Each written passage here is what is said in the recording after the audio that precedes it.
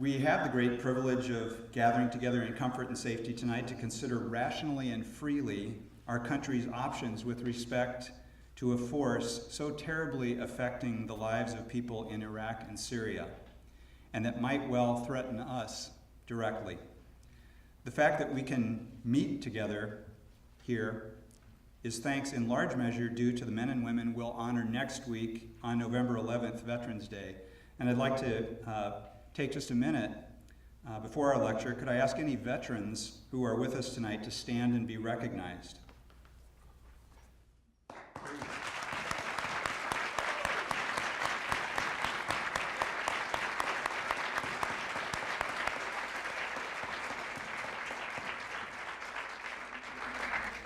We thank you for your service.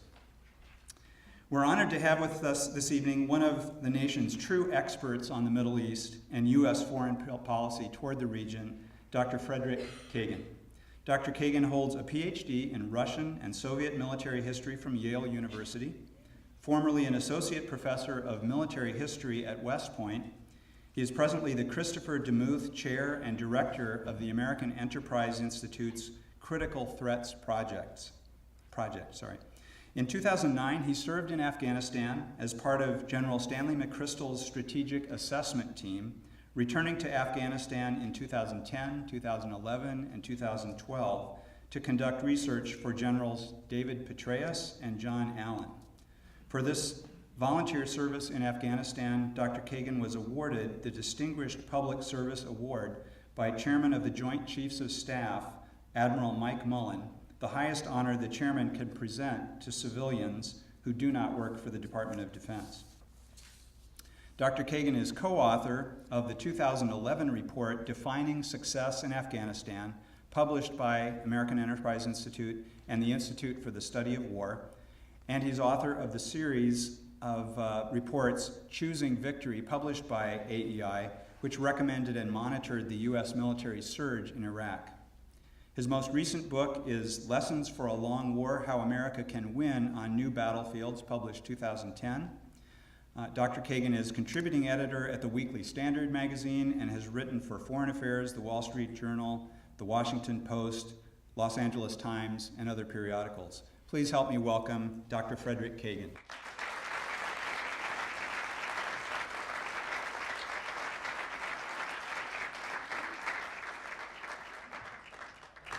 Thank you for that gracious introduction. Thank you for having me here. This is a very strange position for me to be in. I don't usually give, let me say, I am not usually asked to give speeches to a large crowd.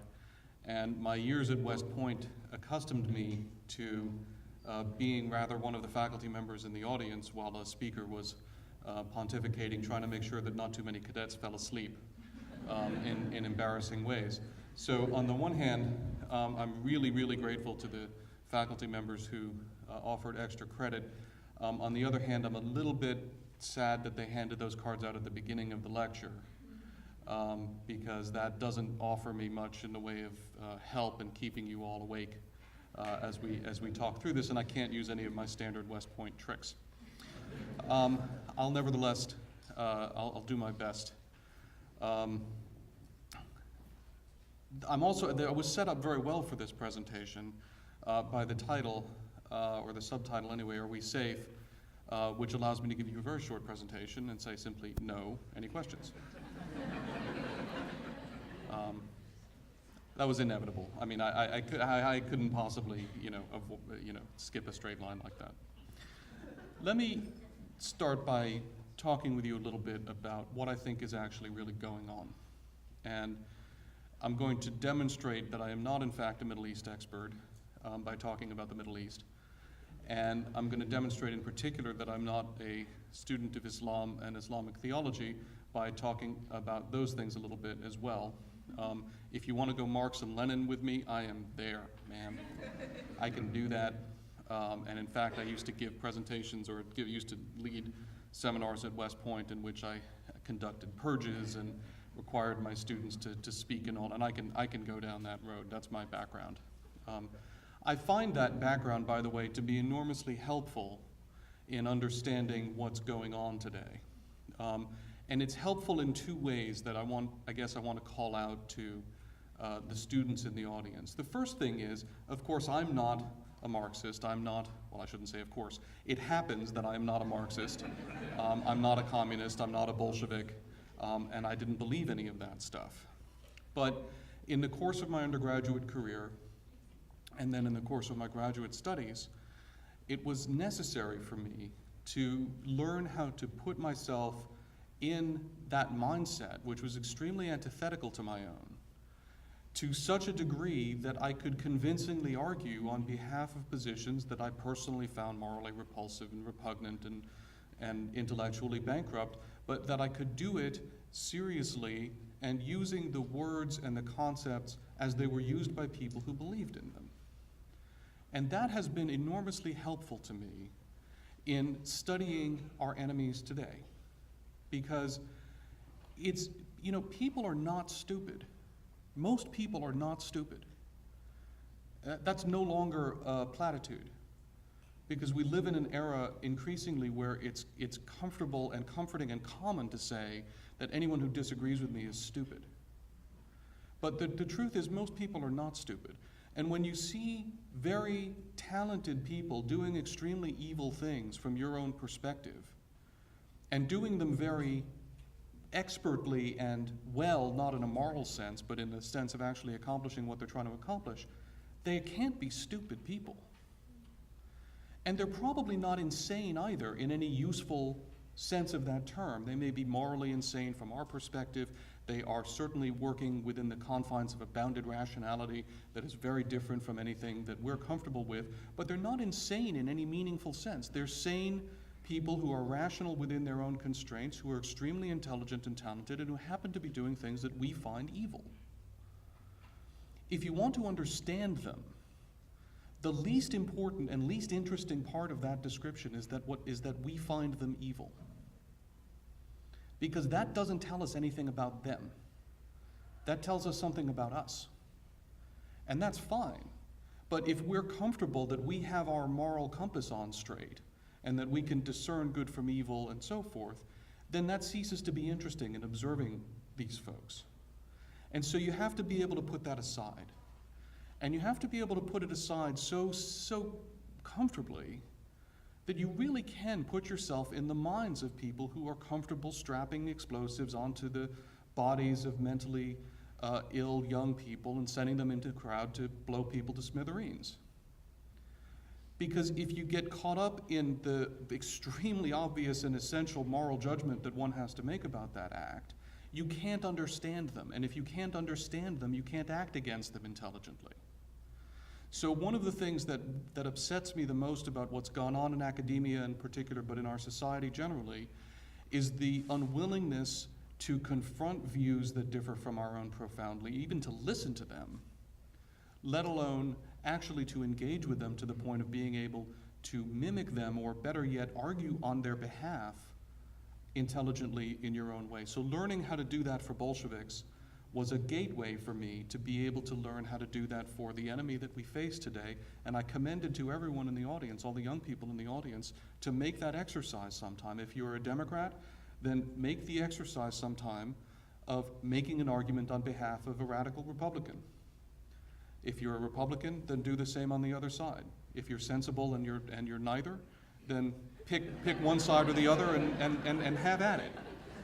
And if you don't care about politics, then you can do it with Deflategate and try to argue on behalf of Tom Brady or the NFL or whatever you like. It doesn't matter.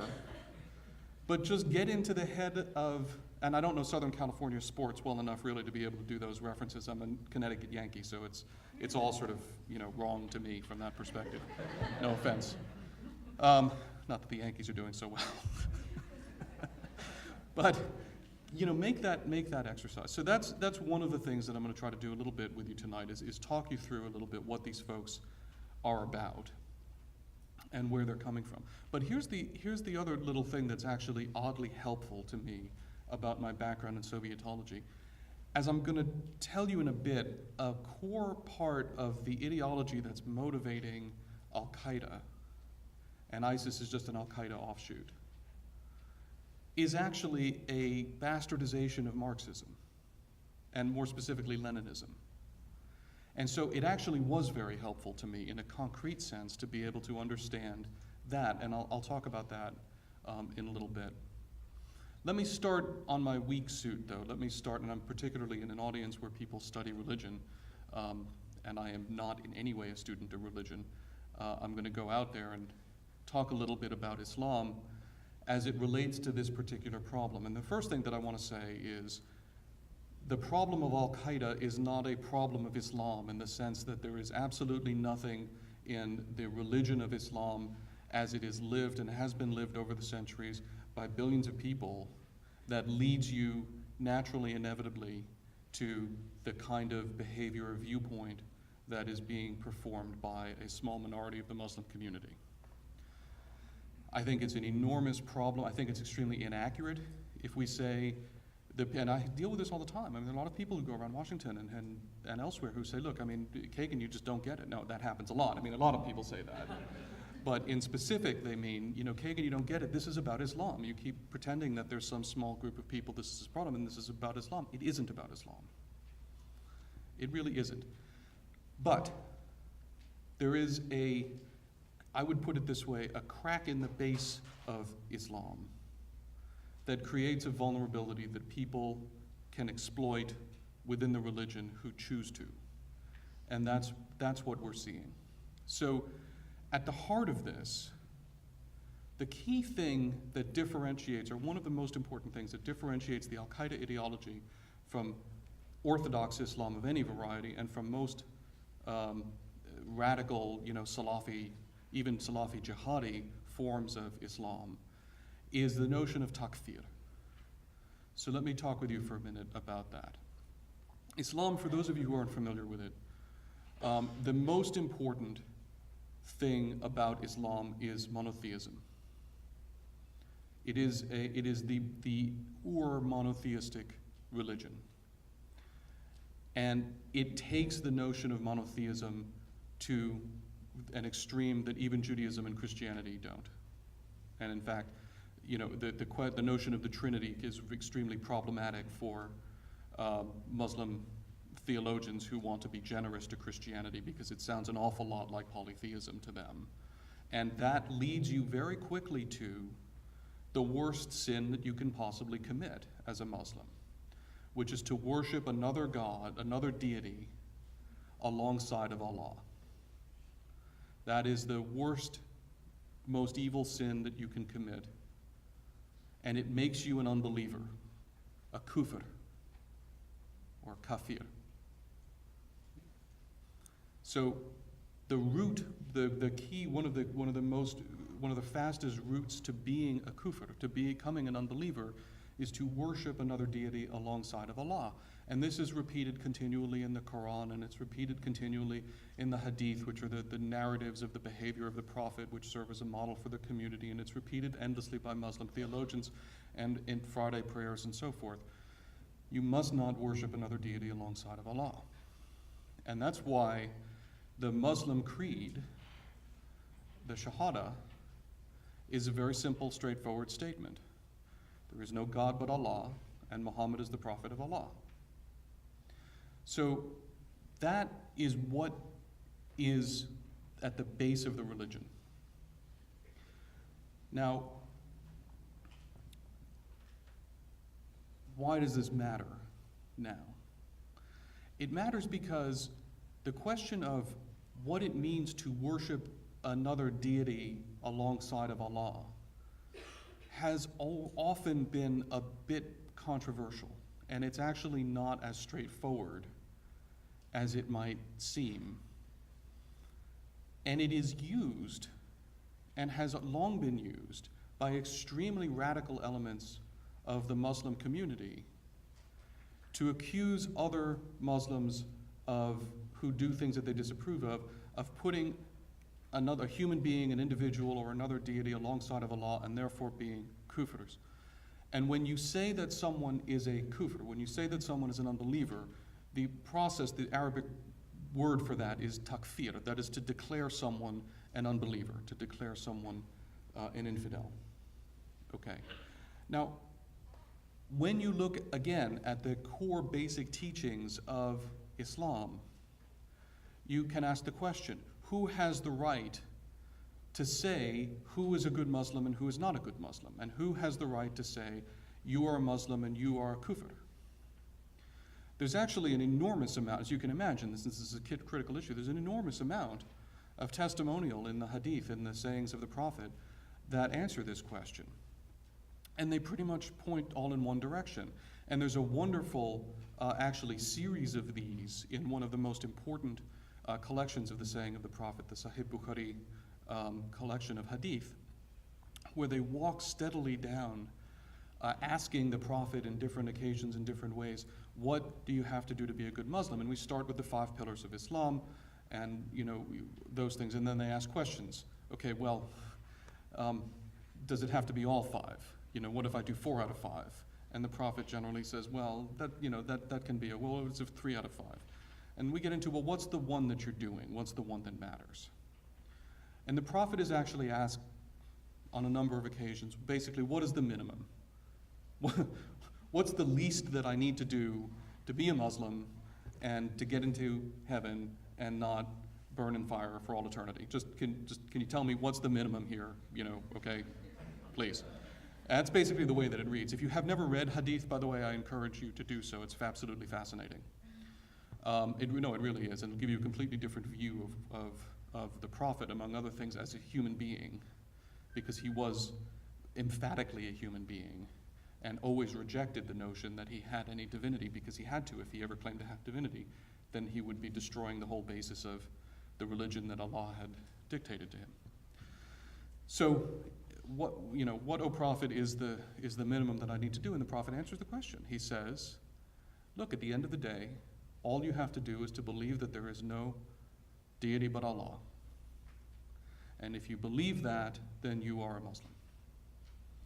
And then they test this, because this is one of the things that goes on in the hadith. Anyone who's familiar with the Talmudic tradition will also be familiar with this kind of testing and pressing of the question. And they test it, and they ask him, well, look, there's this really, really bad guy, and he's been doing horrible things, and he's been preying on Muslims and all like that. He's a kufr, he's an infidel. But when we went to kill him, he said the Shahada. He said there is no God but Allah, and Muhammad is the Prophet of Allah. What should we do, O Prophet? And the Prophet said, you can't kill him. You can't take his blood, because you have no way of knowing that he's insincere. And if he is sincere, then he's a Muslim. Now, they didn't then go into all of they could have killed him for a lot of other things that he had done, and no doubt they did, I suspect, because murder is also a capital offense, and he had done a lot of that.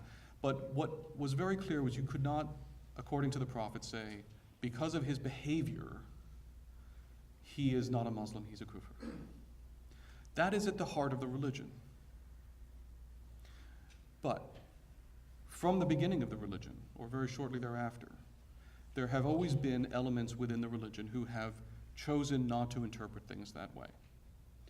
So, for those of you who are at all familiar with the story of the development of Shi'ism, how does Shi'ism happen? Shi'ism happens because the 4th Caliph, Ali bin Abi Talib, is murdered. And he is assassinated by a group of his own followers, actually, from a sect who are called the Kharijites. And they assassinate him for an interesting reason, because he is in the midst of having a struggle, a fight, with a rival claimant to the caliphate, to being a successor of Muhammad, named Muawiyah, who's based in Damascus. And they bring armies into the field, and they are ready to fight.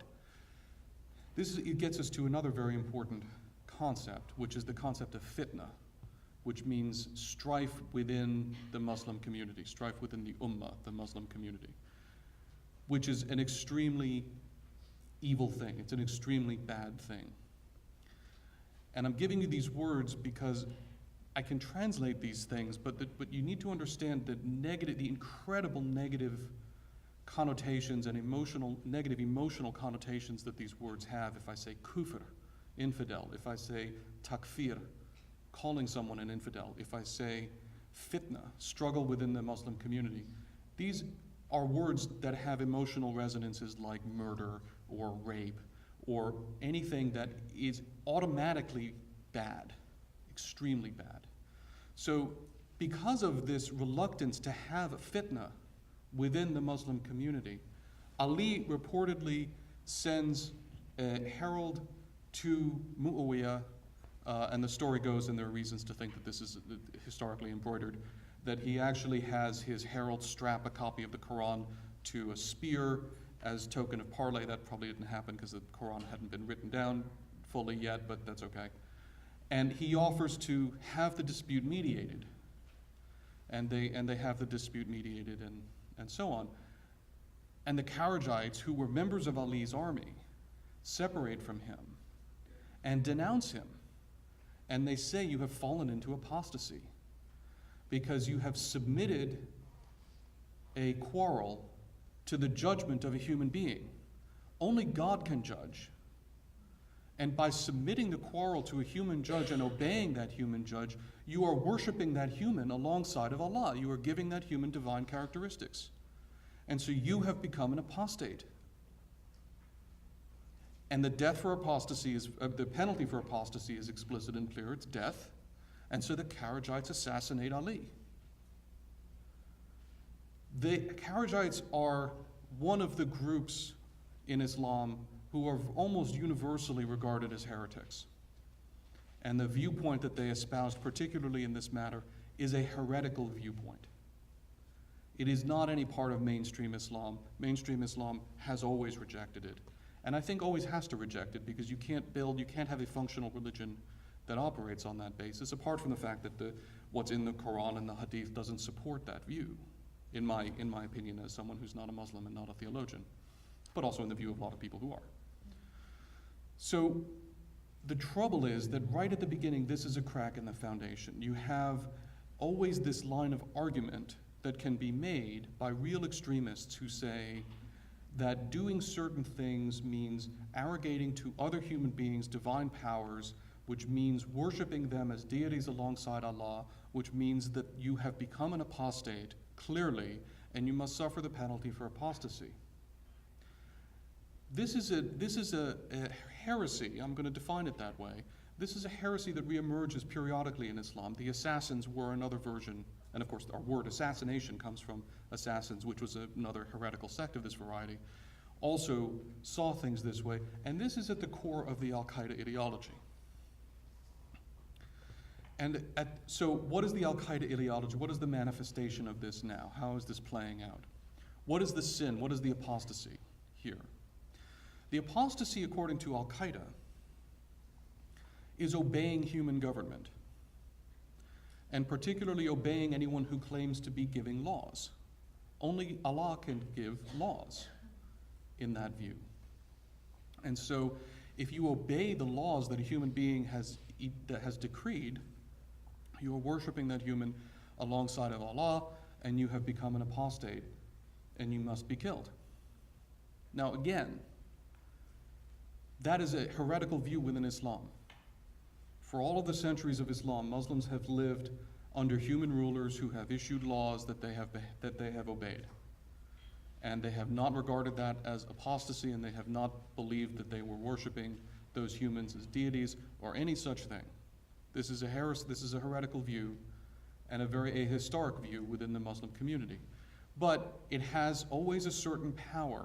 And of course, over the years and the centuries in the way of these things, various theologians and various apocryphal hadiths and various other things have been built up. There is now a corpus of generally very questionable reliability from a real theological standpoint that these guys use to justify this line of argument, but it's there, and it goes back to the first century of after Muhammad. So it has a very, although if you call Al-Qaeda guys Kharijites, it really aggravates them, which is one of the reasons why I like doing it. I think we need to exercise their right to be aggravated very, very fully. So their core problem is with the notion of human government, humans governing other humans. Now that of course leads them to a whole bunch of very obvious practical consequences, like how are they actually going to run anything and so forth, and so they get into the situation of explaining that they're not actually governing anything, they're just enforcing the laws of Allah, and that's how we get into this argument about Sharia law. And if you want to talk about that, I'm happy to the very limited extent that I can. But let me say again, also to people who periodically criticize me on these grounds, Sharia is not the problem either. Sharia just is Muslim religious law. If there is not a uniform, pan-common definition of exactly what Sharia is beyond a number of agreed upon points, and the issue is not Sharia or the enforcement of Sharia. The issue is the claim by these radicals that they and they alone know what is just and what is unjust according to Sharia law, and they alone can judge. Oh wait, well they can't judge, can they? Well, so what do? So that's why they set up Sharia courts all over the place. Because they judge, but only in the guise of rendering judgment according to the rules that have been established, so they say, by Allah through Muhammad and so forth. So that all of these things that have become very common for us as words that have certain connotations, but we don't really understand how they fit in, are because of the circumlocutions and the complexities that this heretical sect has to go through in order to justify what it's doing. And it has to appropriate to itself concepts that are core to legitimate Islam in order to make itself seem legitimate at all.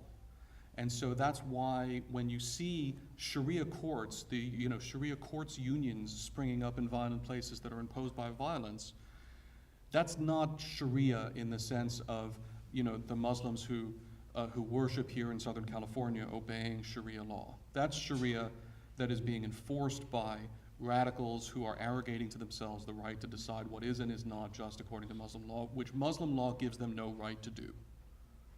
That's not the way it works, but that's the way they want it to work. Okay, so the problem is human governance. Now, where does the Marxism come in? Well, this goes back for several centuries, and of course we have Wahhabis. You've probably heard of Wahhabis. Ibn Wahhab was a powerful, I don't want to call him a theologian, but a reformist religious radical who sort of held views rather similar to this, who linked up with the early leaders of the House of Saud and helped the House of Saud establish itself, and is totally intermarried with the House of Saud, which is why you have Wahhabi preachers in Saudi Arabia and all of that sort of stuff. So you've had that line of thinking, but they don't take it quite, or they didn't historically take it quite to this degree. A really pivotal moment came in the 1950s and 1960s through the pen of a guy by the name of Sayyid Qutb, who was an Egyptian Muslim theologian. And he was a theologian. Evil as he was, I need to put that aside and recognize that he produced many large volumes of extremely thoughtful, in my view inaccurate, but nevertheless extremely thoughtful and well thought out and articulated presentations of this. But he was a Muslim theologian in Nasserite Egypt at a time when Egypt was swinging very heavily Soviet. And there was a lot of Marxism running around and a lot of Leninism running around. And as Qutb thought about what shall we do about this fact that the world is now dominated by kufirs, the world is dominated by infidels, and they're imposing their kufirism on the Muslim community and leading it astray, and we have to defeat them, but we're weak and they're strong. How do we do that? Wait a minute. That's what the Bolsheviks did. How did the Bolsheviks do that? Well, now I'm back on comfortable ground. I've gotten back to my happy place, talking about Lenin. Well, how did Lenin do that? That's what we ask, by the way, in Sovietology. What would Lenin do? That's our catchphrase. And if you want to run a revolution, that's a really good way to think of it. Just ask yourself, what would Lenin do? And that'll probably work for you. Well, and the answer is usually get into extremely ferocious arguments about extremely minute points of theology and with people who really don't matter very much, because that's what Lenin spent most of his time doing. But when he wasn't doing that, he was building what he called the vanguard of the proletariat. And I want to talk to you for a minute about the notion of a revolutionary vanguard. So there were lots of Marxists running around in the 19th century. I'm going to refrain from a whole bunch of obvious comments that come to mind now. But in the 19th century, there were lots of Marxists running around. And they were making arguments about how the working class should rise up and throw off its chains and yada, yada, yada, and all of that kind of stuff. And they were generally extraordinarily ineffective. And I'm going to refrain from a whole bunch of other comments that I could make as well. Periodically, they would turn violent. And there were various breeds of violent Marxists in the 19th century. But they were generally focused on trying to get the masses to rise up and mobilize the masses. And they ran into a whole bunch of predictable problems that might occur to you, such as the fact that the masses, most of the time, are primarily not interested in rising up against stuff, but are primarily interested in things that improve their lives on a day-to-day basis. And so what the Marxists found repeatedly was that if you want to get the masses rallied up to form trade unions, yeah, they'll do that. And if you want to get them rallied up to fight for worker protections and hours and wages and right to collective bargaining, they'll do that. But if you want to get them to rise up to overthrow the government, blow up the entire system that pays their wages, well, then the workers tend to kind of go, gee, I don't know about that so much. I mean, maybe why don't we just work with this for a while? And so they tended to get stuck there. And then, of course, when the bosses figured it out, right, when the capitalists figured out what was going on, they would come down and you would be knock, knock, knock. The goons would come in the factory and say, so who are the Marxists around here? And the workers would look at each other and they'd say, that dude. So the Marxists tended to have relatively short lifespans when they would go out and try to really do this stuff seriously. So that didn't work out so well. So Lenin, observed all of this, and along with his fellow Bolsheviks, and he came to a conclusion. Look, the masses are not going to develop class consciousness on their own. We are going to have to we're going to have to break down the barriers. We are going to have to seize power on behalf of the proletariat before we can bring the proletariat along behind us. We are going to have to be the vanguard of the proletariat. And that's what the Bolshevik Party was. It was always a very small movement, very narrowly kept because of the Tsar's secret police were constantly going after them, picking them. But they were never trying to rally the masses because they knew that wasn't going to work.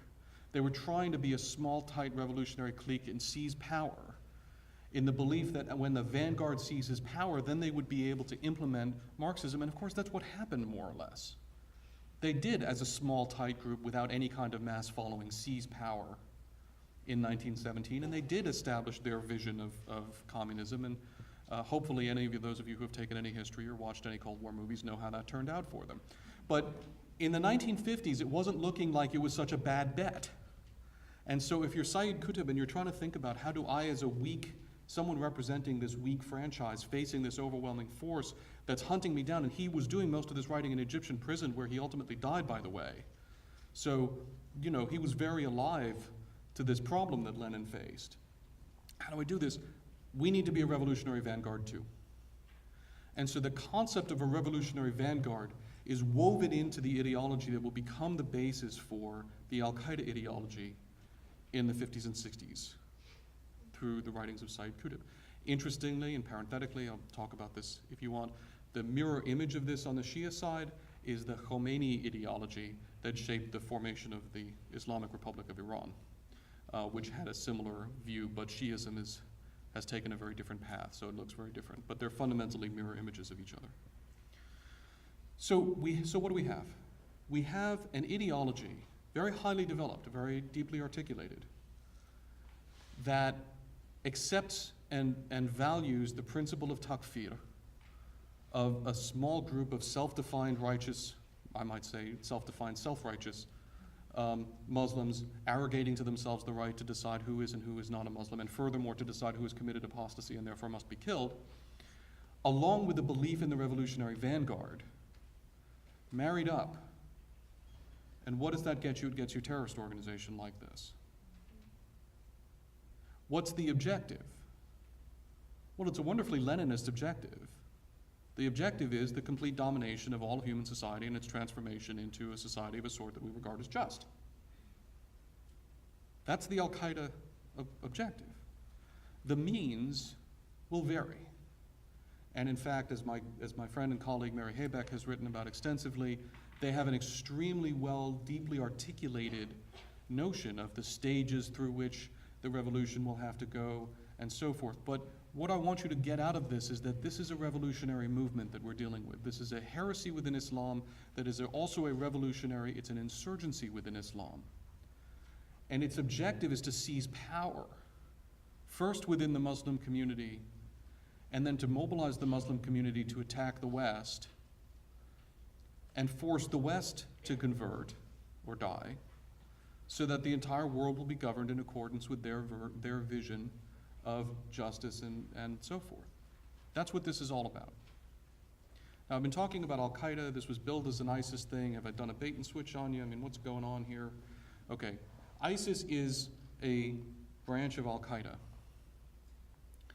And even though we're now having a lot of arguments and fights between the ISIS leadership and the Al-Qaeda leadership, and I'll talk about what that is about a little bit, the core ideology is exactly the same. ISIS is the artist formerly known as Al-Qaeda in Iraq. It's exactly the same group. It was formed officially in this way in 2004 by Abu Musab al-Zarqawi, a Jordanian radical. He was a little bit insane, I have to say, objectively. But he was also a very, very skillful Bolshevik, if I may. Of course I may. It would probably bother him, so that makes me happy. And he joined Al-Qaeda formally. He had been running a group called, in the manner of these things, something like Tawheed wal Jihad. And this is something you'll hear a lot, because Tawheed is variously translated. Technically, it really just means unity. But in the context of what these guys are talking about, it means monotheism. And jihad, we can talk about what jihad actually means, but in this in this context for these guys, it means holy war. It by no means always means that in Islam, and I'm happy to talk about that. But in this case, we're talking about monotheism and holy war. That's the group, and you'll find that is a name that comes up repeatedly amongst these groups. That's what he was doing originally, but then he joined, or managed to persuade, I think, rather, bin Laden, who I think also thought he was a bit of a nut job, to accept him into the Al-Qaeda family in 2004, and it becomes Al-Qaeda in Iraq. We killed Zarqawi, alhamdulillah, in June of 2006. It was a good day. Unfortunately, as is often the case when you try to do targeted decapitation strikes, he was replaced by someone just as evil and more effective, named Abu Ayyub al-Masri. The names, by the way, if you know any Arabic at all or can pick it up on it, usually tell you where these dudes are from. Zarqawi was from Zarqa, which is a town in Jordan. Masri means the Egyptian. Misr is Egypt in Arabic. Masri was an Egyptian. So as you talk about, are these guys Iraqis? Are they not Iraqis? Well, their names often tell you that. All right, so Abu Ayyub al-Masri takes over. He pursues Zarqawi's vision. This is now still within the framework of the Al-Qaeda ideology and their formal Al-Qaeda franchise. But the Al-Qaeda ideology grew up in Saudi Arabia. That's where bin Laden developed this. And then it grew up in Afghanistan fighting the Soviets. And in both of those contexts, it's dealing in a Sunni, pretty much a Sunni-only environment. Yes, there are Shia in Saudi Arabia. It's very important that there are Shia in Saudi Arabia. And there are also Shia in Afghanistan, and that also matters. But that didn't matter very much to bin Laden. That's not what he was focused on. So you had a Sunni heresy functioning within a largely Sunni environment and focused very much on the West as being the enemy that was propping up the evil apostate regimes that were oppressing them. Zarqawi came from Jordan, and he was operating in Mesopotamia. Why does that matter? Because that is where Sunnism and Shiism meet. And Iraq and Syria and Lebanon, and Kuwait, that is the Sunni-Shia crescent. That's the fault line. So in that fault line, Zarqawi is also a good Bolshevik. But a good Bolshevik in one circumstance will come up with a different solution from what a good Bolshevik in another circumstance will do. Zarqawi asked himself, what's my problem? We could give a long answer to that. Probably his daddy beat him, I'd like to hope so. But his concrete problem was that after the fall of Saddam, he was trying to mobilize a Sunni community that was predominantly secular, predominantly not radical, not buying into his vision, and he wanted to take control of it. And the destruction of the Ba'athist regime by us in 2003, and then our complete and total failure to conduct counterinsurgency or do anything to maintain or restore order afterwards gave him an opportunity that he wanted to exploit. But he still had to deal with the reality that Sunni Arabs only make up about 20-25% of the Iraqi population. That's not going to work very well. he needed to mobilize them and they weren't going to mobilize. How do you do that? Well, he had something going for him. The majority in Iraq are Shia Arabs, whom Saddam had pretty systematically persecuted. And there were plenty of Shia Arabs who wanted to get some of their own back and who were avenging themselves on the Sunni population and turning a country that hadn't been all that sectarian to begin with into a place where people started paying attention to sectarian identities. And Zarqawi had a brainstorm. His brainstorm was, I will goad the Shia by committing atrocities upon them into committing atrocities against the Sunni population that will mobilize the Sunni population on my behalf. And that's what he set out to do. And that was the reason why Al-Qaeda in Iraq blew up the Al-Askariya shrine in Samarra in February of 2006, which set what had been a serious and expanding sectarian struggle within Iraq just poured gasoline on it, and it exploded in 2006. And that was exactly his intent, and it worked. And so the Shia were goaded and began to mobilize along sectarian lines behind their extremists who preyed upon the Sunni population, committed atrocities, and the Sunni population began to look around for saviors, and Al-Qaeda in Iraq positioned itself as a savior, and so they were able to start galvanizing support. Zawahiri, the second in command at the time, now the leader of Al-Qaeda, never approved of this strategy, and we know that because he wrote a letter to Zarqawi in 2006 in which he rather gently but forcefully remonstrated with him. And it's an interesting letter because it says basically, look, my brother, we know, of course the Shia are dogs, of course they're apostates, and of course we're going to have to kill them all. With you. Now's not the time. We need to focus on the infidels. We need to focus on the Americans. We need to focus on the West. You need to not do this. Okay, what you're doing is no good. We don't have Zarqawi's answer, unfortunately, which I do think is unfortunate because I suspect it was rather colorful. But I can imagine that he said something along the lines of, listen, my brother, thank you for your interest in Iraqi affairs. We're doing rather well here in case you hadn't noticed. So I'm appreciative of your thoughts, but we're going to continue along this path. And so from the outset, we've had this divergence between Al-Qaeda in Iraq, which has taken a view that is a very sectarian view, and global Al-Qaeda, which has really tried not to take a publicly sectarian view, because that's not the fight that it wanted to engage in right now. Okay, fast forward. We defeat Al-Qaeda in Iraq. We, the Americans, along with hundreds of thousands of brave Iraqis, both Sunni and Shia, Arab and Kurd, defeat Al-Qaeda in Iraq, and we do defeat them in a technical military sense. We don't eliminate them, we don't destroy them. And then we leave. That's bad, but worse is yet to come. We leave in the midst of the Arab Spring. And we're pulling out of Iraq in 2011 as Syria is imploding. While Al-Qaeda in Iraq had always been based in Syria to a considerable extent, and now as Syria began to fall, the remnant Al-Qaeda in Iraq that was there looked, which way are we going to go? And they sent reinforcements to Syria, and they established themselves there.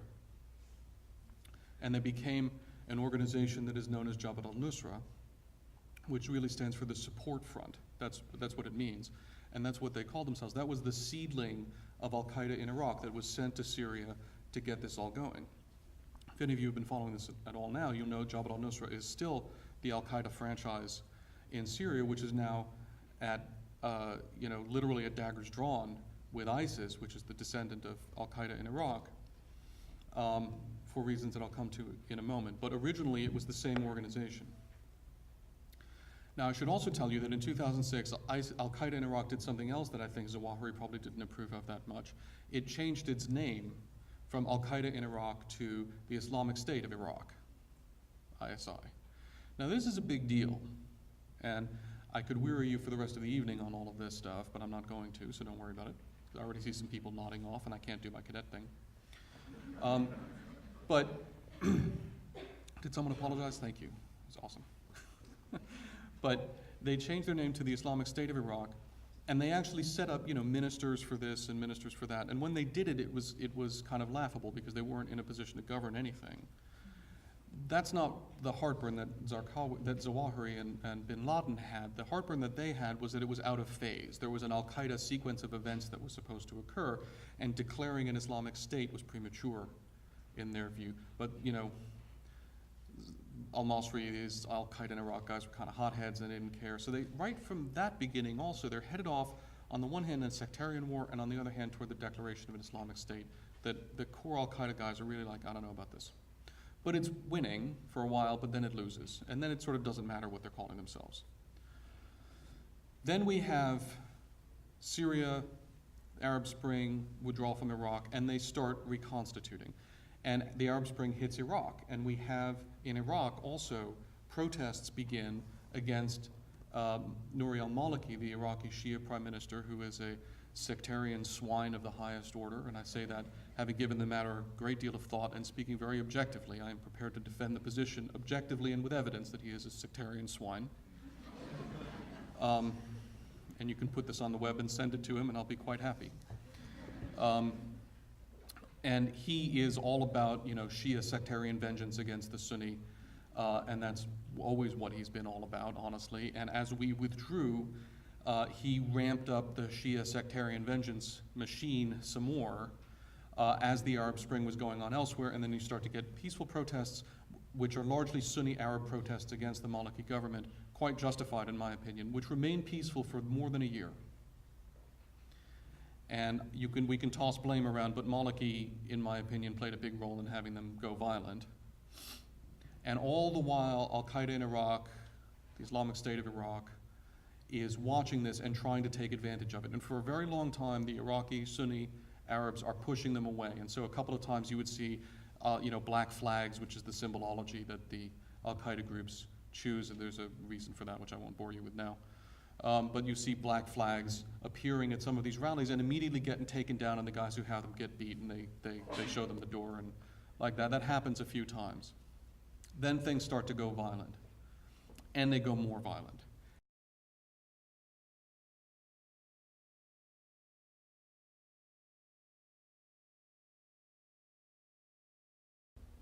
I've talked a lot about what was going on in Iraq. What is going on in Syria is that you had an opposition movement that began as part of the Arab Spring that was a secular opposition movement, largely on behalf of the country's Sunni Arab population against its Alawite minority represented by Assad, which has steadily radicalized. And it's radicalized for a whole bunch of reasons, but one of them is that Assad is a monster and has been prepared to use every weapon that he has, including chemical weapons, against his own people. So when we talk about, you know, we need to support Assad against ISIS, the problem is that that's failing to understand that Assad created ISIS in a certain sense. Assad, his behavior is what has allowed this to grow and what is feeding it. And the problem is that what Putin has done is to come in on Assad's side and empower Assad to attempt to crush the Sunni who remain in Syria in a way that will further radicalize this, because I predict with pretty high confidence that he's not going to succeed in crushing them. So what Putin has done is to come in. There was a situation where Assad was really teetering, and it was not at all clear that he wasn't going to be forced aside, and Putin has now propped him up again and is bringing Russia's own rather indiscriminate air power to the fight on Assad's behalf, along with Iran. And he has in fact created a military coalition that is functioning on the ground that includes Russian forces and Russian aircraft, Iranian forces, Syrian forces, Lebanese Hezbollah forces, and Iraqi Shia militia forces, among others. The Iranians, by the way, have also been mobilizing Afghans in Iran and Afghan Shia from Afghanistan and bringing them into the fight in Syria as well. So this is already, as we talk about containment, this one of the side, both the al-Qaeda side has always been trying to expand this, but the Shia side of this is also trying to expand it, and Putin is enabling that. Now, I don't think that's what Putin cares about. I think what Putin cares about is, first of all, sticking us in the eye and avenging the Cold War defeat, which has always been his aim, reestablishing, as he thinks, Russia as a global power, as it should be, as he believes, driving us out of the Middle East, which will help him with doing that. And he's already accomplished something that none of his predecessors ever managed to do. He has a Russian air and naval base on the eastern shore of the Mediterranean that he can have, in principle, for as long as he wants and as large as he wants to do whatever he wants with. That's an amazing accomplishment. Real change in geopolitics. It is the beginning, potentially, of a very major change. Right. Okay, we have some questions from the audience, and I'd like to get to those. For definition's sake, could you clarify Sharia, takfir, fitna one more time, please? Thank you. Sure. And I apologize for just throwing those at you. Sharia law simply means Muslim religious law. And you can get into what does it mean in the specific, and there are some things that it always has to mean. There are specific penalties and so forth that are prescribed in the Quran, although the truth of the matter is that Muslim communities over the ages have altered those. But Sharia just means Muslim religious law.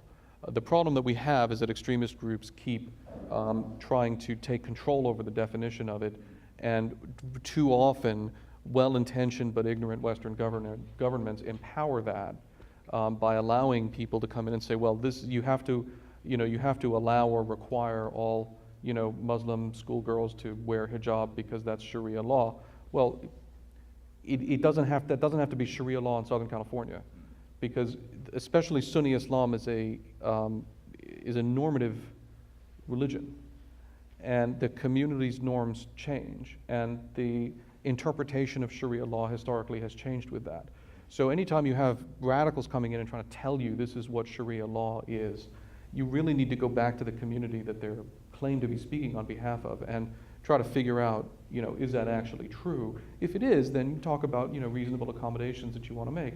But you don't start by just saying, well, these guys in turbans came and said that this is Sharia law. Takfir is simply the act of calling a Muslim an apostate, calling a Muslim an infidel. And fitna is strife within the Muslim community. Very good, thank you. Here's one. In the Cold War, a great deal of containment success was due to a robust alliance network. What's the likelihood that the U.S. could sustain an alliance against ISIS, given that some of the Sunni powers support it against the Shia of Iraq and Iran? So, the likelihood is high, because the truth of the matter is, especially when you're talking to ISIS, there are Sunni states that either the state supports or people within the state support Al-Qaeda. Supporting ISIS is another story. There's not a whole lot of, I'm not aware of a whole lot of support going to ISIS from Sunni states in the region. Pretty much all of the Sunni states recognize ISIS for what it is, which is a mortal threat to them. Could there be financial support that's coming from individuals? Sure, yes, of course there is. But I think you're going to find that a lot of the Gulfi support is going to Al-Qaeda and its franchises rather than to ISIS. So I make that distinction just to say that if the question is, can we build and sustain a coalition against ISIS rather than against Al-Qaeda, the answer, it's easier to build and sustain a regional coalition against ISIS, even in the context of a Sunni-Shia conflict. But look, I mean, again, this goes back to, why do people end up siding with people that they think are bad? Because they think the alternatives are worse. So you're dealing with Sunni states that feel themselves, rightly or wrongly, to be threatened by Iran and by the Shia crescent and by a variety of other things, and who fear that the nuclear deal is a sellout and will give the Iranians a nuclear weapon. I don't need to get into that argument right now, what you think about it. What matters is that the Saudis think that that's what it means. So until and unless we find a way to reassure them somehow that they don't need to turn to radical forces to combat the Iranians, then they're going to turn to radical forces to combat the Iranians. It would be nice if the Iranians would not up their game regionally in terms of attacking all of the Sunni states, which is what they're doing right now. And so we might want to actually follow through on things that the president has said that he would do, such as combating Iranian malign regional activity against our allies. All of which is a long way of saying, yes, I think we could build and sustain a coalition here, but it would require more activity on our part. Okay.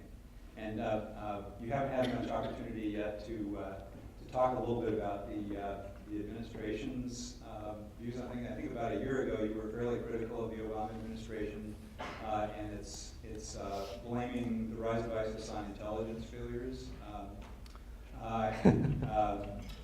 That struck me as kind of an interesting thing, so feel free to weigh in on the administration and directions for things you could do and take if you care to along the way.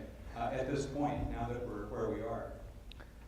Look, the administration could do a lot of things differently, and it's not going to, because let's not use euphemisms. The issue is not the administration, the issue is President Obama.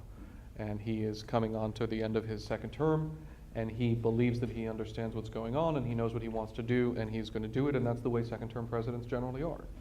So I have no meaningful prospect of imagining that anybody's going to persuade him to do something otherwise. So the only reason to talk about it is to wail on him.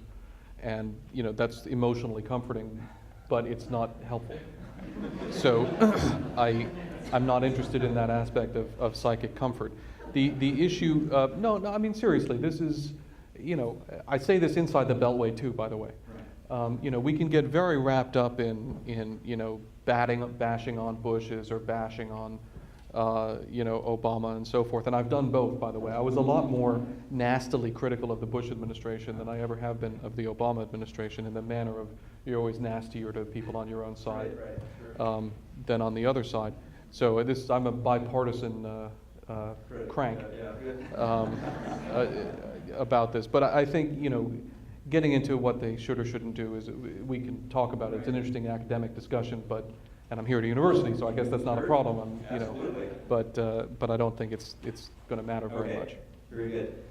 Here's one. How does technology factor into the strategy of ISIS? How does this variable change our strategy to technically defeat ISIS? Great question. ISIS is a technologically savvy organization. ISIS has figured out how to use social media in a very, very sophisticated way. They use it to communicate with each other. They use it to recruit. They use it to advertise. They also hack, and they have an effective hacking collective, unlike Al-Qaeda. Al-Qaeda has been much more behind the curve on this. ISIS is much more innovative technologically. Al-Qaeda is trying to up its game in response. We've got this competition between the two of them, so Al-Qaeda is trying to up its game a little bit. But it seems to be having a hard time for some reason I don't really understand. But ISIS is out there. So do we have to worry about an ISIS cyber attack? Yeah, we do. And I do worry about it, and I think we need to take it seriously. I think it's something we need to talk about in the context of cyber defense generally, and how would we go about having an intelligent discussion about defending our cyber infrastructure, which I'd be very happy to go into. But I think you can't really talk about how to defeat the cyber capabilities of a single enemy. That's not the way cyber works. So that's worrisome. Of course, that's not the only technical capability that they have. Like Al-Qaeda, they are working to develop and master and use chemical weapons. There's an interesting divergence, potentially, that, again, my friend Mary Haybeck has spoken about, which I think we need to be concerned about. Al-Qaeda is much more, let me start by saying, in the realm of extreme willingness to kill people whom any normal person would regard as innocent. Okay, I'm about to make a distinction that will appear, that is minute in many respects from the standpoint of anybody with a decent moral compass. But it matters for a reason. Al-Qaeda is more reluctant to risk killing innocent Muslims than ISIS is.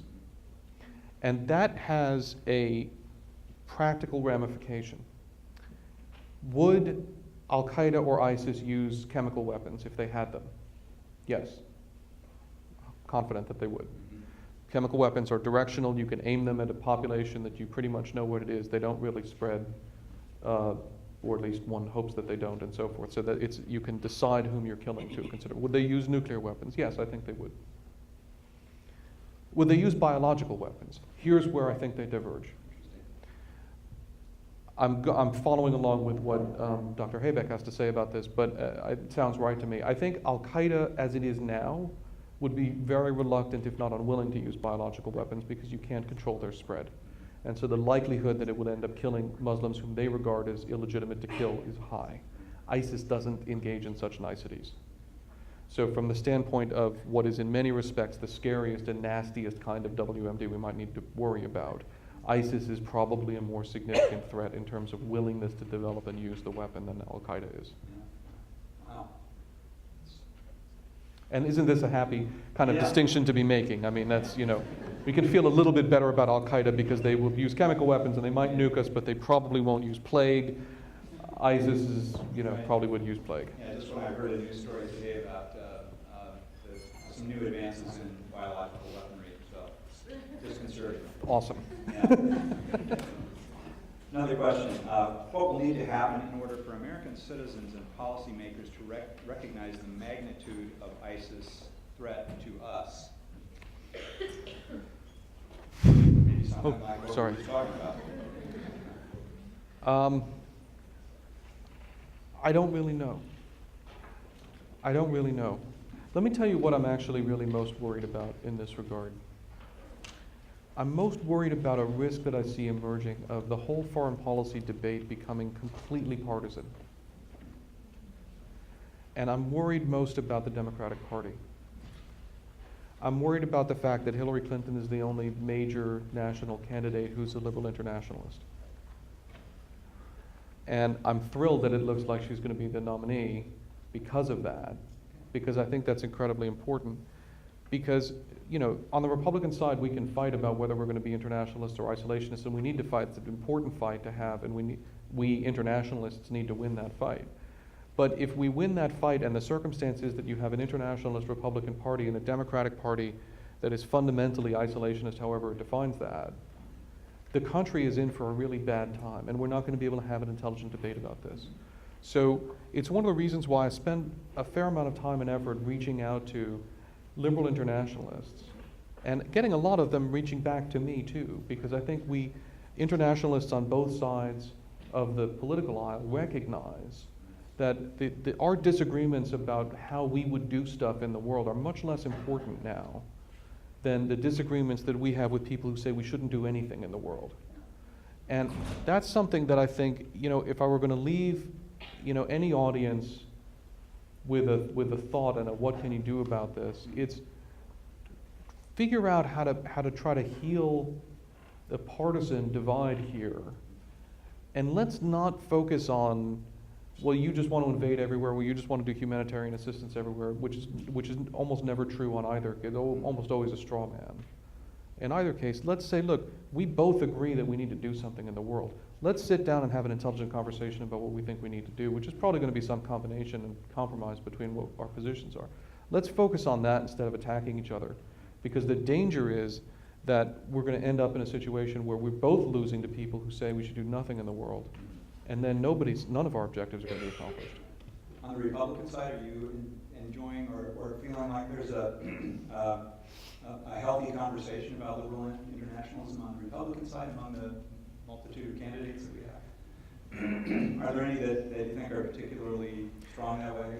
Or? I don't actually comment about. Okay. I don't handicap those races. Okay, I don't do that. So I'm not going to. Fair enough. Okay. I think we have time for one or two more. Let's see, going forward, who do you think our most important partner is in the area in solving the problem of ISIS? The Sunni Arabs. Sunni Arabs. I don't mean states. Right. I mean the Sunni Arab community. Population. It is the Sunni Arabs who are suffering most from this. It is the Sunni Arabs who are going to have to bear the burden of the fight to reject these guys.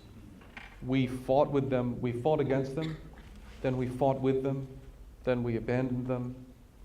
We need to show them that we're willing to fight with them again against this incredibly evil threat to them and to us.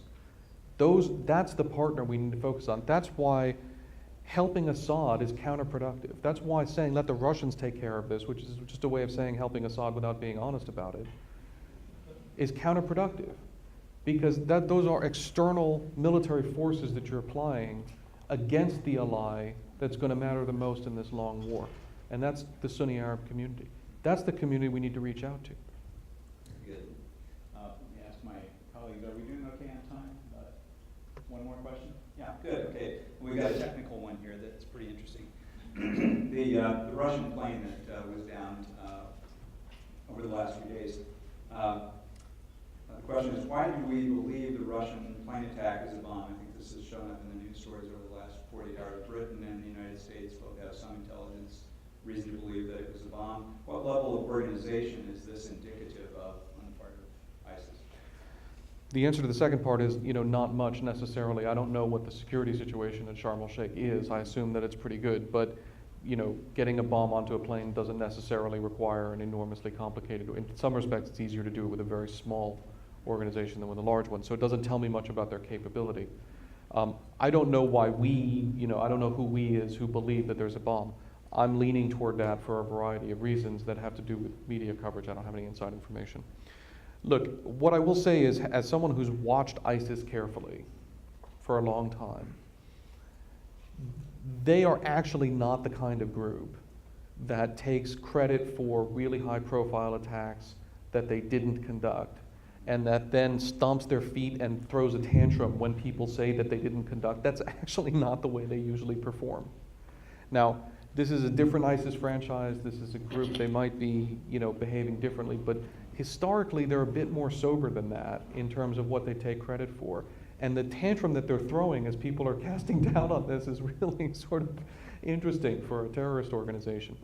But look, when U.S. intelligence officials are telling people on background such that they're allowing themselves to be quoted, that they're hearing or were hearing chatter before and after the attack by a group which then took credit for the attack, where there's no technical reason to doubt that there was a bomb on it, and there does seem to be some technical evidence to suggest that there might have been a bomb, including that it's otherwise rather difficult to explain what happened. There's a sort of an Occam's razor thing here, okay?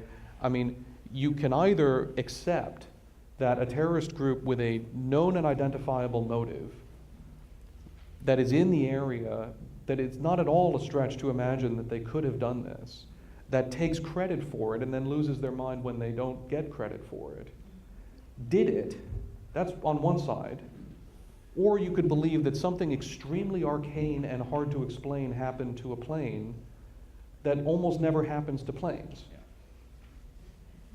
So that's kind of why I'm leaning in one direction. But I could be wrong. Weird things do happen to planes, and that's how records get made, and it's quite possible. But right now, I would say that the simpler explanation is the one that suggests that it was a bomb.